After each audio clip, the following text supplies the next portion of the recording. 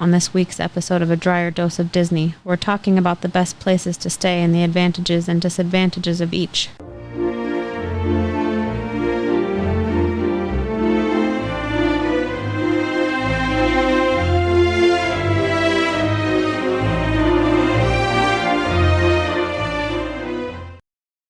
Welcome to another episode of A Dryer Dose of Disney. I'm your host, Jared Dryer, and today we're going to be talking about a topic that we get asked about quite frequently, honestly. Where's the best place to stay? Should we stay on resort? Should we stay off resort? Should we go to a Vrbo or Airbnb?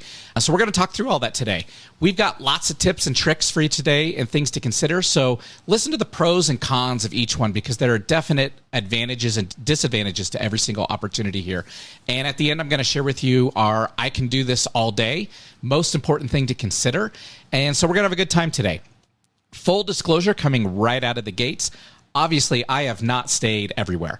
There is zero chance that I could go to California, Orlando, stay at every single resort hotel, every single non-resort hotel and whatnot. So it's impossible for me to have a perfectly formulated opinion on the best places to stay. So these are really just at a high level. Here are the advantages and disadvantages to each of these options. Here's what I've heard other people say. Here's what I've experienced myself. But full disclosure, I've not stayed everywhere. As always, we always ask that if you find value in this episode, and of course on this one, you could be saving yourself a lot of money. You could save yourself, honestly, upwards of thousands of dollars on your trip. We do ask, hey, if you found an opportunity to save some money or got a good tip or trick, visit us at our Patreon page, which is going to be in our links, and make a donation to us there to keep this podcast going. Of course, with Patreon, we're going to be doing things like releasing some of our coveted episodes, so things around how to do a vacation in Orlando for free, our butterbeer recipe, things like that. They will be pre-released to those that are donating to us on Patreon. And then, of course, in time, they will come to the general public. We do believe that all of this information should be free to everyone. This is a free podcast. We do not charge subscriptions, but we do ask that, hey, if you found some value, drop us a little bit of money so that way we can keep the podcast going. Of course, we do want you to subscribe for free, so go ahead and click that subscribe button wherever you're listening to us or watching us. We do have our podcast available on all the major podcast platforms, as well as we do record this live, so we do have a video version of it as well over on YouTube, so check us out there.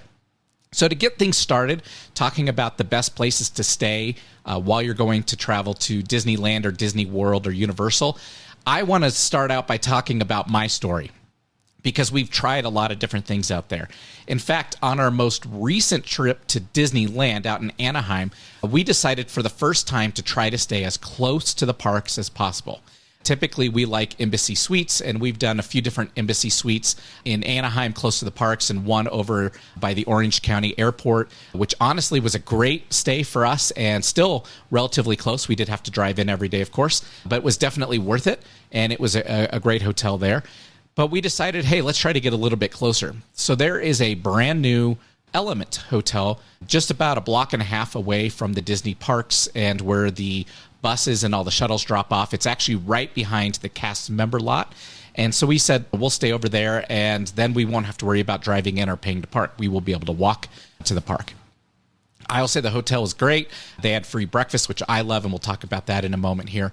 But I underestimated how far I was going to have to walk to the parks and home from the parks every single day that we went. So we spent 4 days at Anaheim. So we did, and actually 5 if you count the time that we went to Downtown Disney on our arrival day. But we spent 2 days at Disneyland and 2 days at California Adventures. 4 total days, 5 if you count that Downtown Disney part.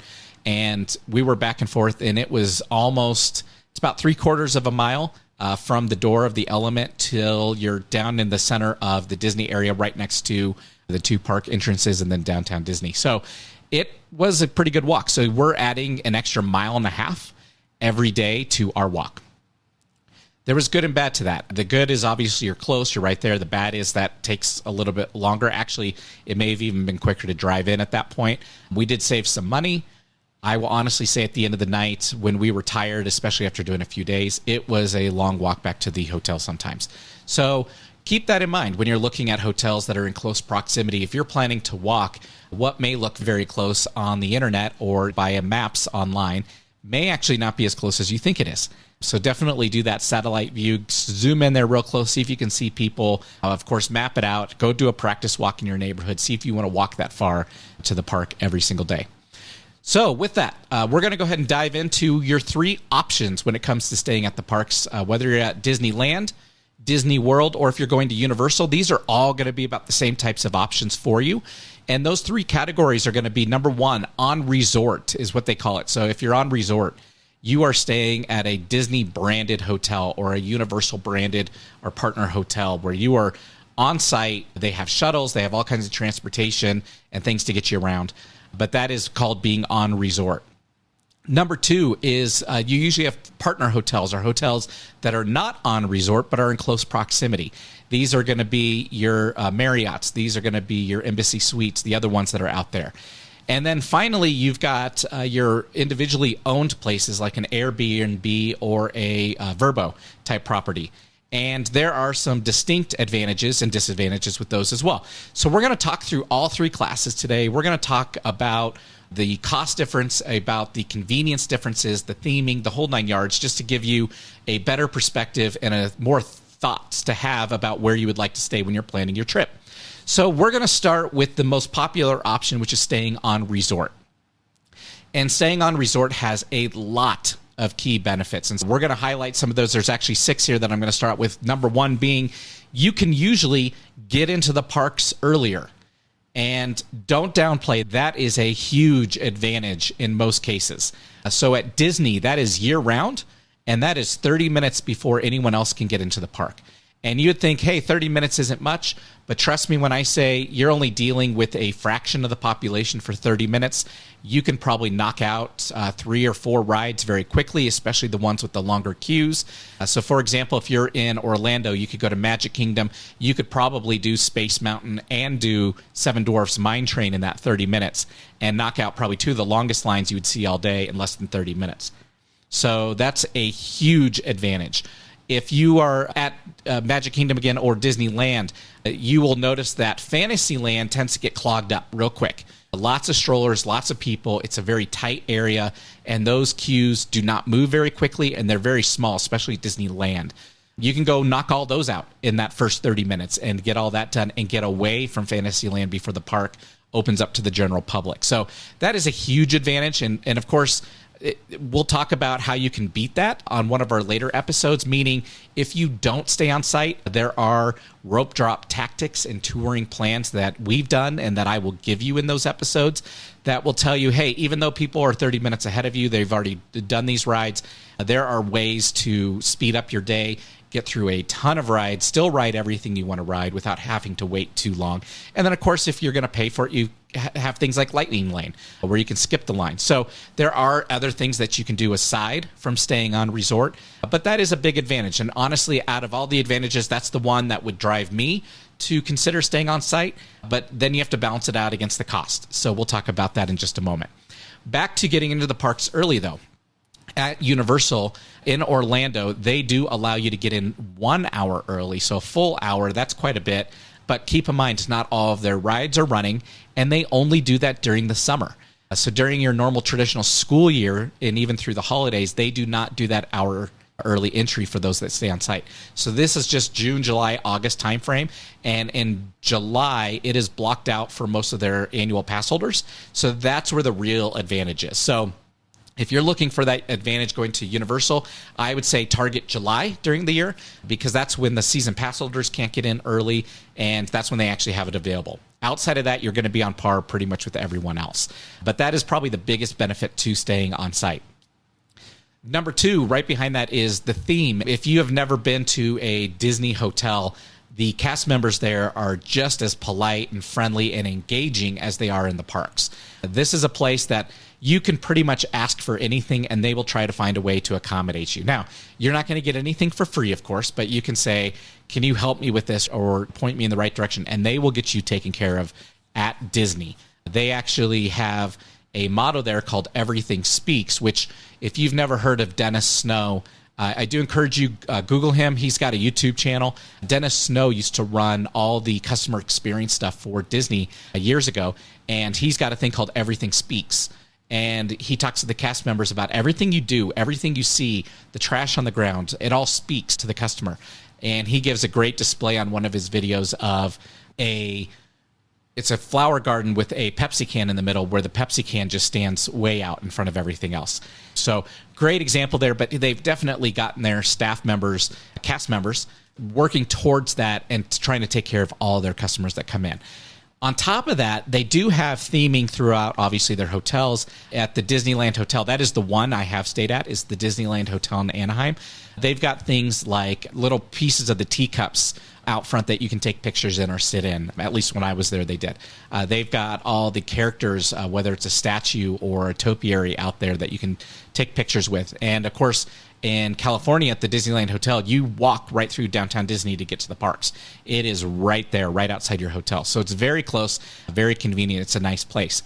Within the rooms, it's a typical hotel room, but they are subtly designed. Maybe the headboard's got something Disney on it, maybe a little castle, something like that. But nothing really out of this world. The theming throughout the whole hotel is really cool, but it doesn't jump off the page at you. Now, in contrast, and I do encourage you, if you've never looked these up, please do go online, Google them. They are great for a good 30 minutes to just browse through photos and stuff. The Disneyland Hotel has multiple suites that run thousands of dollars a night, and they are themed. So they've got like a Pirates of the Caribbean suite. They have a Thunder Mountain type suite. So when you go look at those, they are like usually, I think, 2 or 3 bedrooms.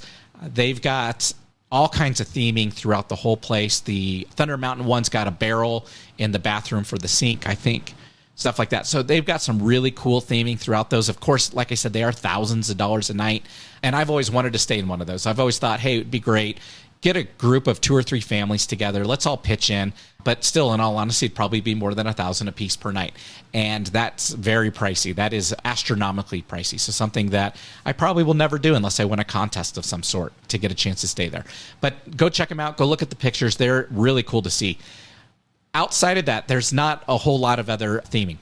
So it's very standard, just like any other hotel. They don't do many things very different than that other than what's in the lobby areas. Everything at the Disney resorts, and I believe also through Universal, you can build to your room.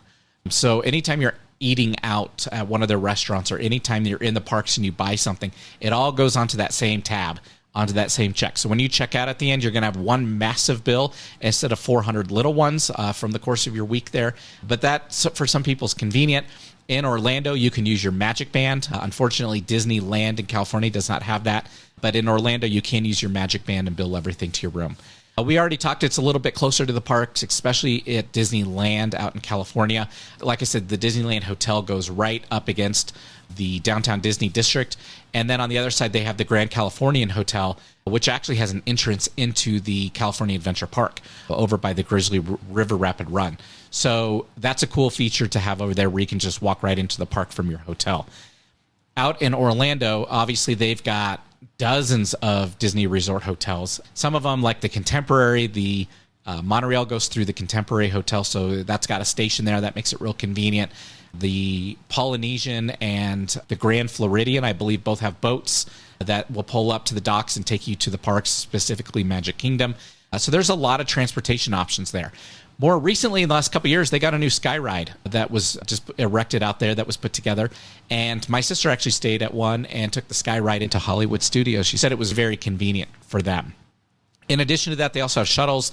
They now have the mini buses are back. So these are little vans or taxis that look like Minnie Mouse with the polka dots.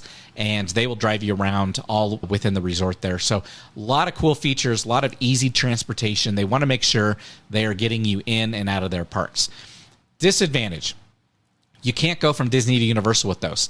So if you're going to look to hit both of them, then you're probably either going to need an Uber or a Lyft or a rental car to get to Universal. Now, in Orlando, Universal is probably only about 7 miles away from most of the Disney resort area. It's just north of there on the 4. In California, it is very far away. It is in downtown LA. So you have to travel quite a ways to get to Universal Hollywood if you're going to go over there. So a little bit further, a little bit more work to get there, a lot more expensive.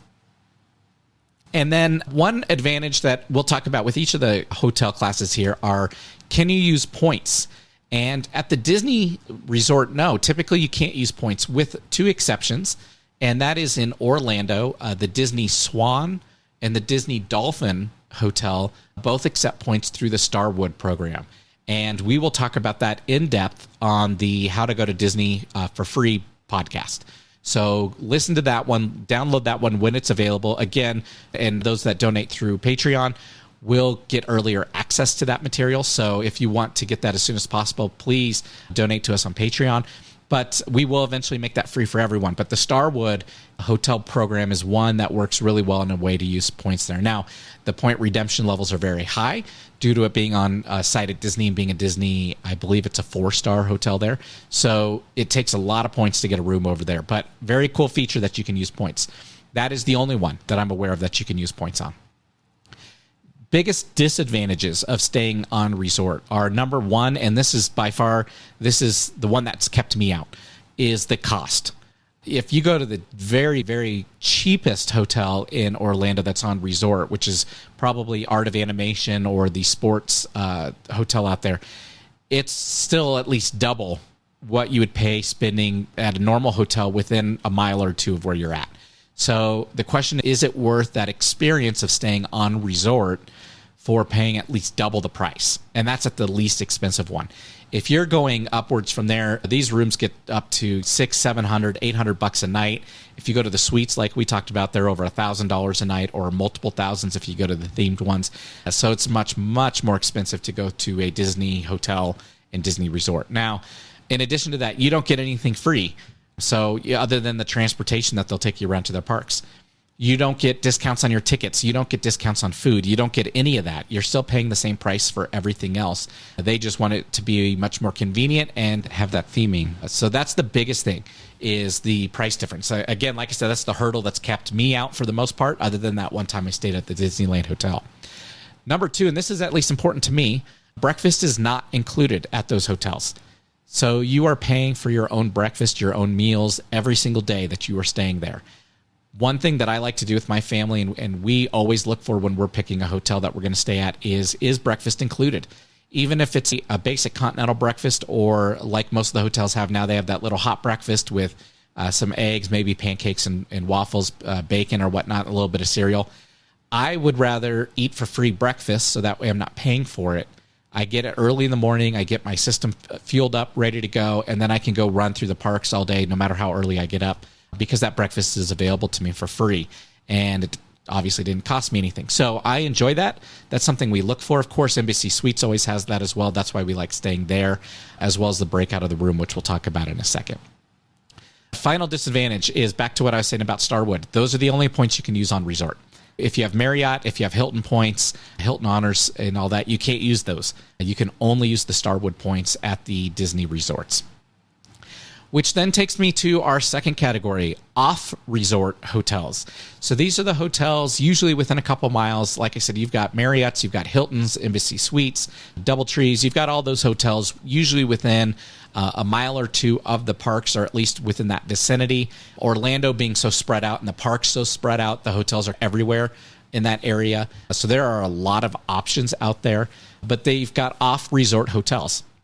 So some of the benefits of those off-resort hotels, and again, most of these are your typical hotel. You go in, they've got 2 queen beds, a bathroom, TV, just your basic setup. You can usually find them if you want to get a king with a pull-out sofa. We like doing that just because we have the one daughter. We get a little bit bigger of a bed. She doesn't mind laying on the pull-out, and so that works for us. You can go to a place like a Homewood Suites or Home2 Suites. There's a couple of those that have multiple room hotels that you can go use. Those are great if you want to break it up and get your family into more rooms. Usually, the number one benefit is those are cheaper. Those are usually $150, $200 a night versus paying $300, $400 for a Disney hotel. There's a lot of room options. Like I mentioned earlier, you have the Home2 Suites where they've got them broken out into different rooms. We like Embassy Suites because they've got a front room and they've got a back room, and that way we've got a little more privacy. I can work at night. I can jump on my laptop and type away all night. My daughter can sleep in the front room, and I'm not going to keep her up. So that breaks up the room a little bit. Most of the hotels these days have free breakfast. During COVID, they started giving out paper bags of food with granola bars or a muffin and water and stuff. But now that COVID subsided and things are opening back up, we've traveled some and all the hotels have the breakfast back open again. So that's a huge advantage. Some of them have restaurants on site, which is really nice as well. So when you come back from the parks, if you want to grab a dinner or a late snack, you've got that accessibility there. Most of the hotels outside of the resort allow pets. You do have to find them, and it does cost a little bit extra. But if you're bringing Fido with you, then there's an option there to bring pets. And in fact, I did a quick search right before I recorded this just to check, does Disney allow that? And as of just this year, they now have 4 hotels that they allow that at. And it sounds like they're all in Orlando, but they do have 4 hotels that will allow pets. So something to consider there. With the off-resort hotels, those Hilton and Marriott and all those, again, you can use your points. Most airlines, most hotels are partnered together with one another. So wherever you've got points, chances are is you can find a place to use them and make that stay free, which is great because that's an expense that you can wipe out real quick. And we'll, again, talk about that in our How to Make Disney Vacation Free podcast coming soon. But those points are valuable. We use them all the time. We use them for our flights. We use them for our hotels as well. So that is a huge benefit of the off-resort hotels, and you're not much further. One disadvantage, and actually this is a disadvantage that I didn't list for the Disney side, but is also present, is usually you're paying for parking. If you look at the hotel's website and you look at their amenities, usually you can find out how much am I going to pay for parking if I bring a rental car. And most of these are $15, $25 a day. And if you're staying for 4 or 6 days, that could be an extra $150 for your stay just to even have a car with you, let alone you're not driving it or going into the parks yet and paying for all that. That's an added expense. So having cars definitely adds up real quick on your expense side from all the parking that you have to do. But all these hotels usually charge you for their parking as well. Occasionally, you'll find one that doesn't charge for parking. And what I like to do is when I'm doing a search on my preferred site, I always check that free breakfast and I always check free parking. And all of a sudden, all the hotels disappear and there's usually 3 or 4 left. And that's usually where I target and try to stay when I'm looking at the resorts. In addition to that, though, when you're now off resort, you're now paying for transportation. Whether you're paying to park your rental car when you drive into the park, or you want to pay an Uber or a Lyft to get you into the park, you can definitely do that, and that may save you some money there. Or you may find a transportation system. So for an example, in Anaheim, they have the ART, which is the Anaheim Resort Transportation buses that run around there. You do pay per trip and per person, but it's less expensive than the parking usually, depending on where you're at. So you can check all that out, but you're always paying for your transportation, so that can add up. One of the other disadvantages, and this is more particular of Anaheim than Orlando, is close to Disneyland. Keep in mind, Disneyland was built in the mid-50s. Some of these hotels that are right across the street were also built in the mid-50s and have not undergone any major renovations. So some of them are gross. Some of them have very old, nasty carpet, stains everywhere. They smell. People have made messes there, and they just have not done a great job keeping them up. You can see those through the pictures online. So some of them are gross. And I want to ask you, do you want to sleep somewhere where it is gross? Probably not. I wouldn't keep that in mind when you're looking. Obviously, your major brands are going to be a lot cleaner, and they have a standard that they need to live up to. So you can always check them out online as well and see how they're doing. And I always tell people, read reviews. The reviews are going to give you the best indicator of what's going on there, especially recent ones. That was really important during COVID and may again become important if another pandemic or something happens. But when I would read where we were traveling to during COVID, read those reviews, you would find out real quick, did they offer breakfast or were they doing paper bags? People would write about that. Is their pool open? If you're going to and you want to use the pool, read a review before you go, because chances are sometimes those pools get closed. And if somebody says the pool's closed or under renovation or the elevator's closed, that is something to consider. That could impact your stay. Definitely check out those reviews before you go. But again, in Anaheim, some of them are gross. Some of them are brand new and very nice, but some are gross. In Orlando, they're new enough, and the area is expanding quick enough that most of the hotels are very clean, very nice. The things you want to watch for there, obviously, is mildew. So if things are getting wet and not drying because of the high humidity, things can stink. The hotels do a great job of drying at least like their towels and their linens, but within the hotel itself, if you're bringing in wet clothes and say you were caught in a rainstorm and you laid on the bed and it's soaking through to the mattress, you could see how quickly that mattress could start to stink. Be mindful of that. Keep your wet stuff off the hotel stuff if at all possible to help them preserve it as long as you can. But read the reviews. You're going to know how clean the hotel is. And then back to my original story, the final thing on the offsite ones is maps are deceiving. So when you're looking at a map and how close it is, it may on the screen look like, oh man, we're right on top of Disney. You may be a couple miles away. And trust me when I say you do not want to walk a couple extra miles at the beginning or the end of your day after you've spent all that time in the parks. If you're that far, you're better off driving in, paying for parking, riding the tram, getting up close, and then starting your day with the walking aspect of it. Zoom in a little bit closer, get an idea of how far apart buildings are. You can do a satellite view, see how big cars are or people are, and that'll give you a good indication. That brings me now to the final category, and that is the Airbnb or Vrbo type property, so vacation rental by owner.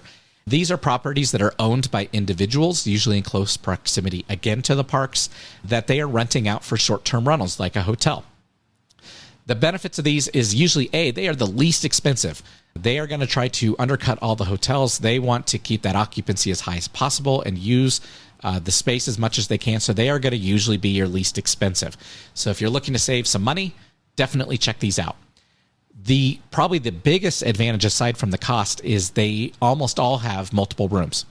So when you're going into a condo or a townhome or even a house, you could find one from a 2, 3, 4, 5, 6. I've seen 7, 8, 9 bedrooms. Now, when you're getting into 7, 8, and 9, I would imagine they probably don't have 7, 8, or 9 bedrooms, but they may have a living space like a living room that converts or an office that converts, or they've got an attic that they've refinished and they made that into a bedroom there. Your more common houses with 2, 3, 4, 5 bedrooms are going to sleep a lot more people than what you'd get at a hotel. And if you're traveling with friends and family, definitely something I'd encourage you to do. Look at it, split it. It's going to make your guys' journey a lot easier. You can probably share rental cars. We've done in the past where we've gotten a minivan and just packed that thing to the brim. So that way we're paying for one piece of parking, one piece of transportation as we go in and out of the parks, and we all stay together, and it makes life really easy and really convenient. So that's going to be a really cool thing. A lot of them have private things like pool. They may have their own pool, especially in Orlando, in their backyard. They may have a arcade or a video game room within the house, which is something that you're not going to get at a hotel. They may have really cool theming.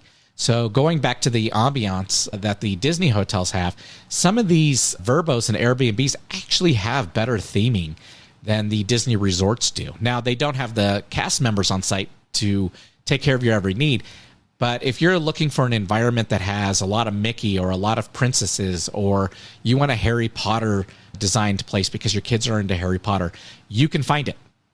It is out there. Trust me, it is out there. You just need to go Google it and look through those sites. Use those keywords when you're searching and you will find it. If your kids are big into video games, you can key those in. So if they want to play a PS5 or an Xbox or a Nintendo Switch or an arcade, type those keywords in. You will find those homes out there. They have them. And that way your kids will have some entertainment when they go back at the end of the day. Most, if not all of them, have free parking. I've actually never seen an Airbnb or Vrbo that does not. Now, in Orlando, some of them are in gated communities, so that could be a challenge getting in and out. Hopefully they leave you a key or a pass to get in and out of the gate, and maybe the first time it's a little bit of work.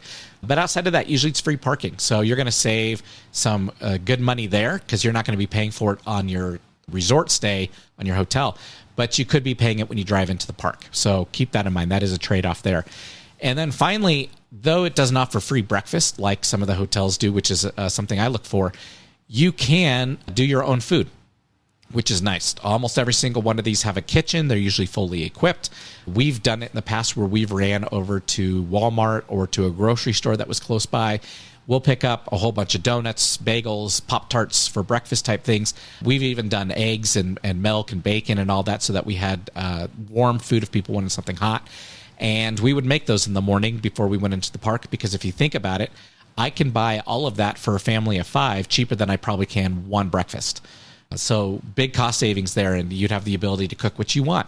We've even seen it, and in fact, we've done it. We'll talk about that here in a second, where in our unit that we have things like a Mickey waffle iron. So cool things like that bring that same ambiance to your kitchen and things that you can use there on site. The disadvantages of doing an Airbnb or Vrbo: unless you bring that food in, you're not going to have food options. You're back to the resorts type style. You're going to have to buy all your food. It's going to be a little bit more pricey on the food side of it. So that is the number one disadvantage to doing an Airbnb or Vrbo's no free breakfast. Again, you can buy what you need to for probably the cost of one anyways. But probably the biggest disadvantage is the quality is going to vary by property. There's no set standard. There is no set rules that everything needs to be perfect in these facilities or in these homes. So when you go in, you may find one that's super clean and nice, which we believe ours is, or you could go into one that smells, or you could go into one that hasn't been updated and things may not work the way that you'd like for them to. The shower may not work right, or it may have low water pressure. The linens may feel scratchy or a little bit rough. There's no set standard. So it's a crapshoot with what you'll get. So again, I encourage you to review the reviews that are out there, read those and see what other people have said, and just take a look at the pictures and see if it's something that you like or something that you want to stay at. But for the most part, keep in mind, these people are trying to either offset the cost of this home that they have, or they're trying to make money. So their goal is to make it as nice as possible. So there are quite a few that are nice. Every once in a while, you could run into a dud. If you ever run into a dud, check out a different one next time you go. But definitely look for a space that's going to be accommodating to you and your family. So that brings me this week to the I can do this all day tip of the day.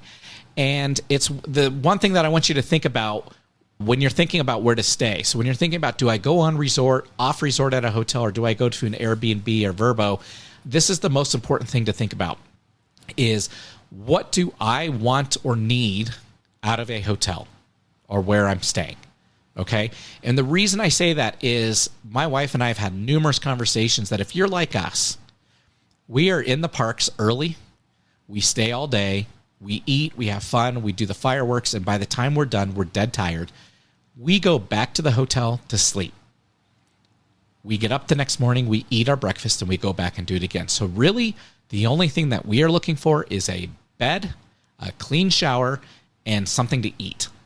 Okay? So for us, it's never been worth it to stay on resort and pay double the price, because we're not going to get the utilization out of the resort that I would want to for that price. Since I'm only sleeping there and just going back into the parks, we try to stay at the least expensive place that we can that meets our standards. Now, some people, though, you may be traveling with kids, and your kids may need naps or things like that where you're back and forth, or they may be even more excited about going to the pool than they are going to the parks. So that's something to consider. If that's the most important thing to you, then yes, by all means, make sure you check out a resort that has an awesome pool and has really cool features, because in specifically Orlando, a lot of them have water slides or a water park attached to them. You'll actually find that quite a bit in Orlando. And if that's what you're going for, do it. Find one of those and go stay there. I will say that you're going to have a great time. Your kids are going to appreciate it. You're going to create great memories if that's what you're going for. If you're going for the pool time and the slides and just the kids want to be outdoors, please, by all means, go do that. And then the theme parks are going to be your secondary purpose. Like I said, for us, that's our primary purpose. So we just want somewhere to sleep. So if you're going to sleep, go less expensive.